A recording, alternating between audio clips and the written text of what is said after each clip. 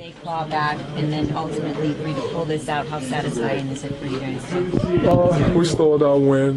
We didn't play well. Offensively, I thought we were moving the ball. We got what we needed, but defensively, I thought we sucked. And Bobby had a great game, but it's not how you start, it's how you finish. And big time players make big plays, and stole the ball and bet was clutch. He made his 2 free throws, and we got the win. Is this win gratifying for you to see that you guys struggle in certain areas and still be able to pull it out? Oh yeah, it's like I said, we stole our win, and sometimes you need those, and that's what we did tonight. You look at what you and Ben did in the third quarter, 18 under 26 points and combined 62 at the end of this ball game. What were you able to do? What message does that send, and perhaps what you took away from Los Angeles and able to carry it down the stretch here? Well, we played together, the Rising Star Challenge, and we're down here too, able to build more chemistry. And today, coming in, me especially, I felt like, everybody has been talking about playoff push, but to me, we got a real chance of getting a home court advantage, and that's what I'm thinking right now, and that's the message I got to send to my teammates as the leader. So that's what we're thinking about right now. So the mindset today was just about coming out here and trying to get a win and, keep pushing for that third or fourth seed. Your coach said that this is when the fun really starts. Are you having fun out here? How do you best put into words what this locker room is feeling?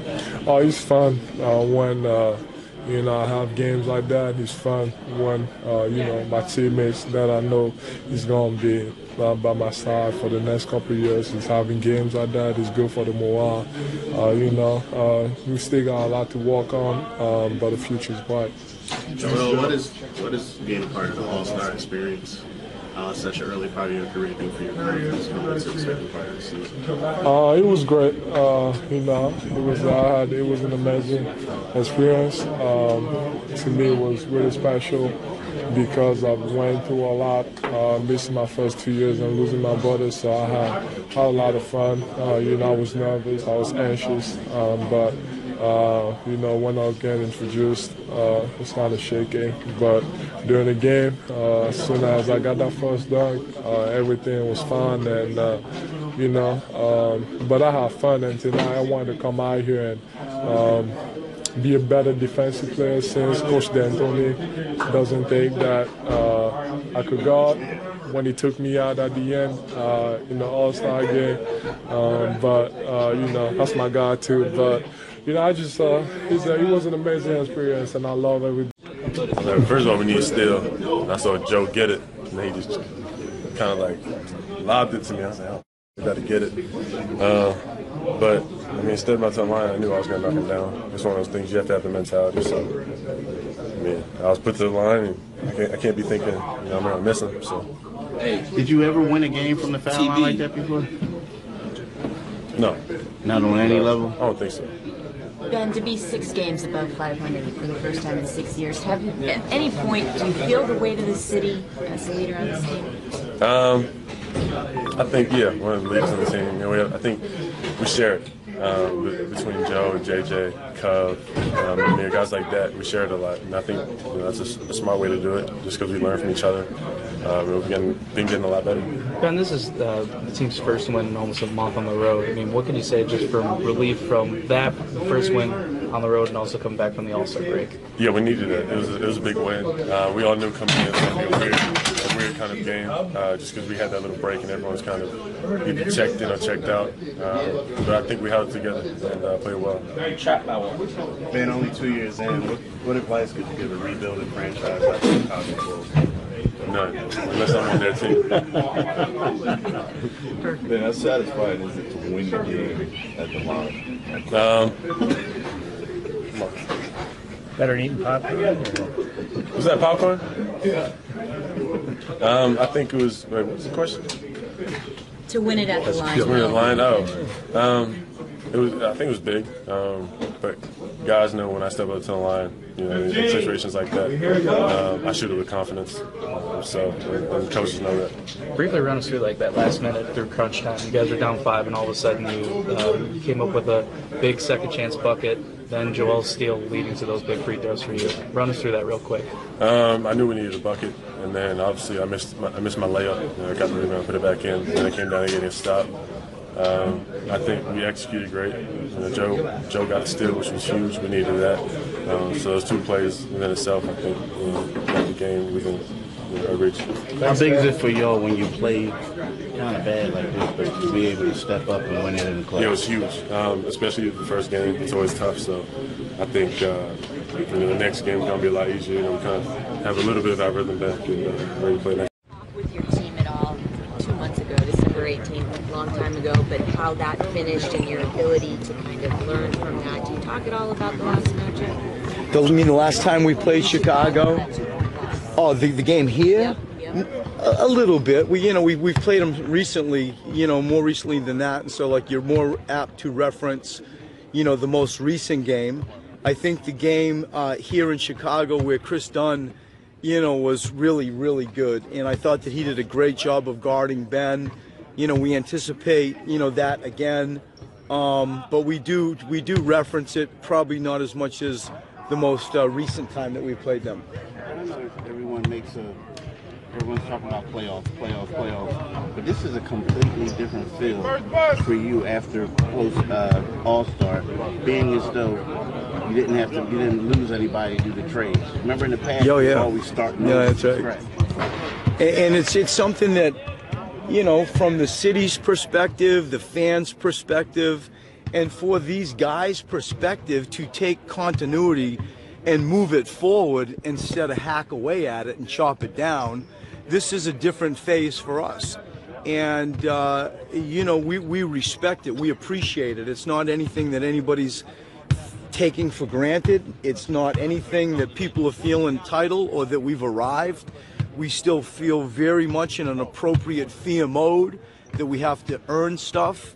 And it just makes it, I think, a little bit easier to visualize when you have that continuity and an addition with Marco.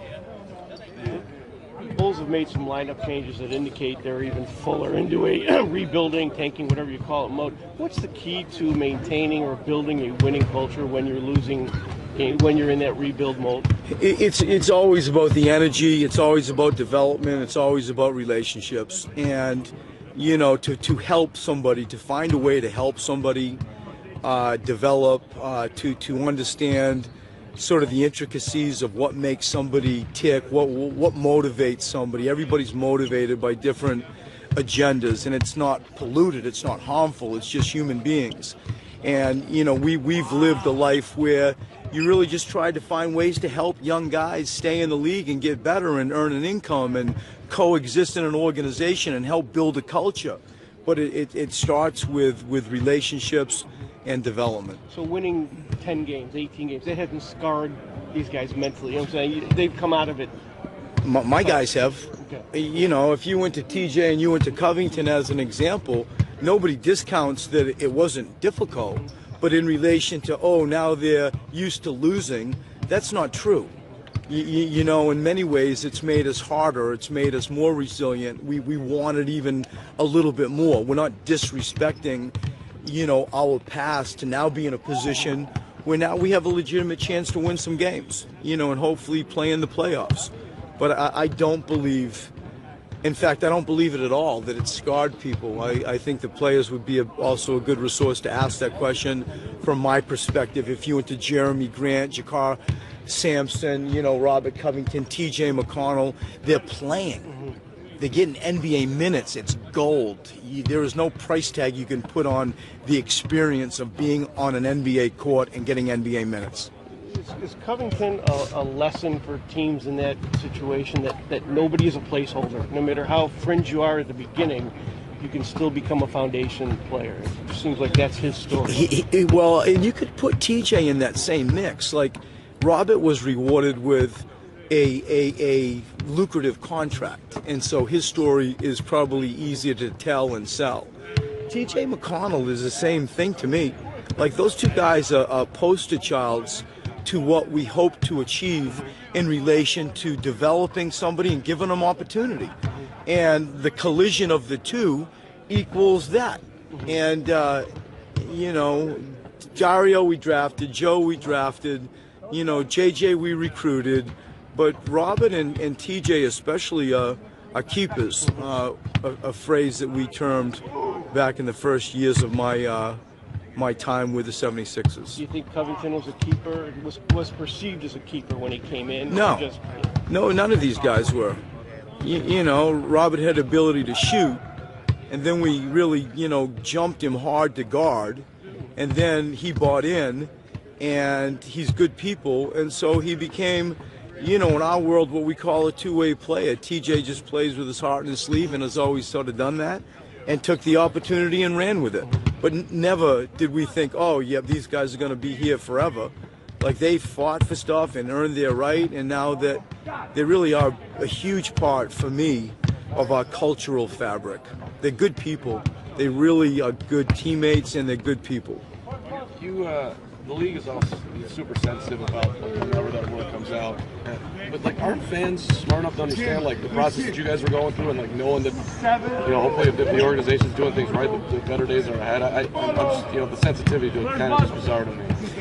And I feel, because it's my job, like, the layers underneath what truly goes on to build a culture that isn't reflected for 48 minutes, the stuff that really's got to go on, the whole stuff that we all know, video sessions, strength and conditioning, how you behave, how you get on a plane, how you interact with teammates, how you coexist with season ticket holders, like, how do you grow a program? And culture is such, you know, a word that is kind of vapor and mist. It's not stuff you can really hold on to. You just feel it in all ways, shapes, and forms. And so the responsibility to grow a culture, you know, is significant, and how people choose to do that, how they choose to acquire assets and talent and hire draft picks. There's so many layers to growing a program and building that very kicked around word, culture.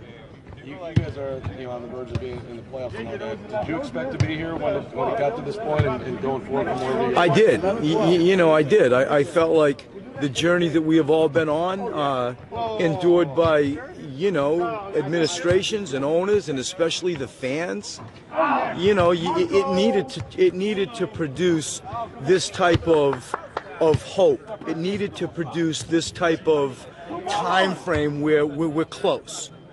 And, you know, I think it's easier to validate or justify why we went through what we went through when you can point to Joel Embiid or point to Ben Simmons or point to, you know, we're 5 games above 500 and we're close. But none of us feel, led by me, that we've arrived at all. You know, I still approach this thing completely with appropriate fear and a respect for what's really going on, but all those things add up. One on Ben versus Ben. Who's the rookie of the year in your mind? I'm assuming it's your guy. I mean, I feel obviously biased, and I am fond of Donovan. Like, he played for my old coach at Louisville, and I think he's all class. He really has started the season incredibly well, and he's class. I feel like Ben Simmons, you know, touches too many areas. Rebounds and assists and steals and points, and, you know, we've taken a college four-man and made him an NBA point guard. And so all over the place, the story is amazing to me. We've made him the most difficult position in the NBA, and he's responded with amazing sort of grace and poise. And the statistics that he produces across the board, and that to me is the appropriate verbiage, is kind of shocking at times. I'll come in like the last game. Oh, he was 18, 12, and 10. And I didn't even know it. I thought he played well, but I really didn't know until a few steps out in to do my press conference. And he just litters and peppers a stat sheet quicker than most. And for that reason, you know, with due respect to Donovan, I think Ben Simmons is the rookie of the year.